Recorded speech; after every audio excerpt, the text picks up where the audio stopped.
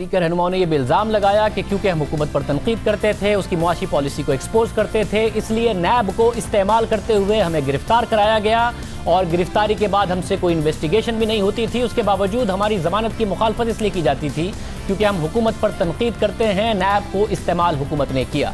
नून league के इन दोनों रहनुमाओं ने हमारे प्रोग्राम में नैब की कारकर्दगी पर सवालात उठाए। इस हवाले से अब से कुछ देर पहले नैब की तरदीद आई है। नैब एलामिये के मुताबिक शाहिद खान अब्बासी से तहवील के दौरान न सिर्फ सवालात किए बल्कि उनके बयानात कलमबंद भी किए। LNG केस में शरीक मुल्जिमान गवाहान के भी बयान कलमबंद करके रेफरेंस दायर कर दिया है। एहसन इकबाल से भी तहवील के दौरान न सिर्फ सवालात किए बल्कि उनके बयानात भी कलमबंद किए। एहसन इकबाल के जवाबात की रोशनी में नैब की इंक्वायरी जारी है।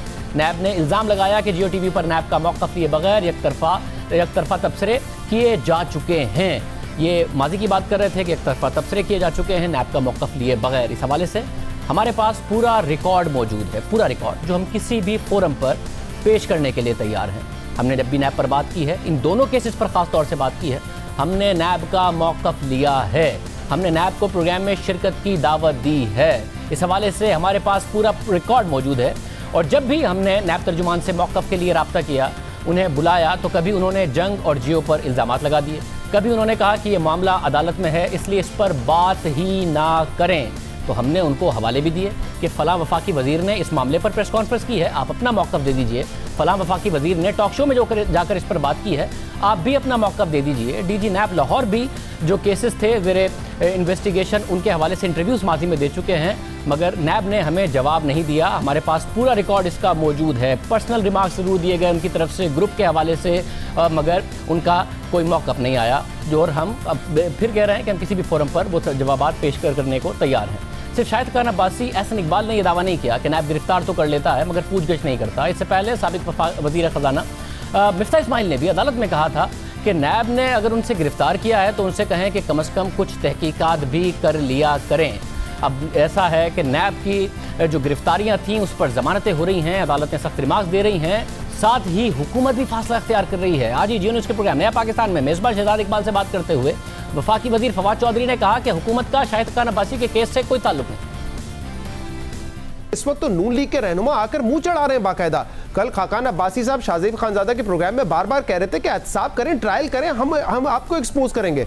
आप उनको एक्सपोज करना चाह रहे हैं, वो कह रहे हैं हम नैब को एक्सपोज करेंगे। वो कह रहे हैं हमारा मीडिया पे आके ट्रायल करें, बिठा दें नैब को। आप वो तो मुंह चढ़ा रहे हैं आप लोगों को इस वक्त। देखिए, हमारा मुंह चढ़ाने की तो बात नहीं है ना। शाहिद खान अब्बासी साहब को कोई हमने तो अरेस्ट नहीं ना किया, या हम ये केस भी हमारे दौर का तो नहीं बना हुआ, उनके अपने दौर का केस बना हुआ है। फवाद चौधरी शाहिद खान अब्बासी की गिरफ्तारी से भी फासला अख्तियार कर रहे हैं। गिरफ्तारी से हमारा क्या ताल्लुक है? हालांकि शाहिद खान अब्बासी को जब गिरफ्तार किया गया तो अमेरिका में वज़ीर आज़म इमरान खान ने इसका क्रेडिट लिया। खाकान अब्बासी बार बार तकरीरें कर रहे थे कि मुझे जेल में डालो, अगर मैंने कुछ गलत किया जेल में डाल दिया हमने उसे। उस वक्त भी सवाल उठा था कि गिरफ्तारी का अख्तियार तो चेयरमैन नैब के पास है और नैब तो एक आज़ाद इदारा है। वज़ीर आज़म अमेरिका में जाके पाकिस्तानी कम्युनिटी के सामने कैसे कह रहे हैं कि जेल में डलवा दिया हमने उसे, जबकि नैब और नैब के चेयरमैन एक कानून के मुताबिक, आइन के मुताबिक कम से कम एक आज़ाद इदारा है। इसके अलावा फवाद चौधरी ने प्रोग्राम में बात करते हुए कहा कि 3 चीज़ों ने एहतसाब के अमल को नुकसान पहुँचाया। उसमें से एक नैब की कमज़ोर प्रोसिक्यूशन भी है। एक तो जो अरशद मलिक साहब की वीडियो आई, उससे बड़ा नुकसान पहुंचा एहतसाब के अमल को। फिर नवाज शरीफ साहब बाहर चले गए, उससे बहुत ज़्यादा जो है वो नुकसान पहुंचा। फिर जो नैब ने फ्रैंकली कुछ मामलात में जो प्रोसिक्यूशन की और इन्वेस्टिगेशन की कमियां थी नैब की, वो बड़ी जाहिर हुई सामने।